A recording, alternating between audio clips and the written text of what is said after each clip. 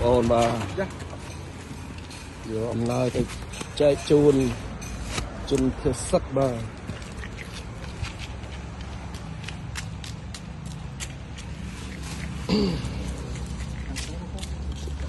ទៅបាទយើងចែកទៅដល់ហើយទៅស្រួល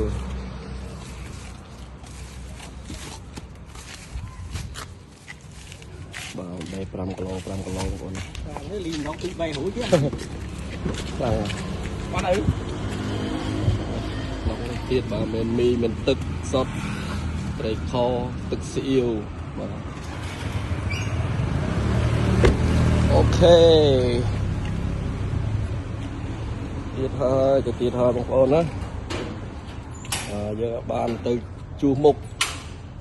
យើងមានតែជំនួយអញ្ចឹងហែងលឹប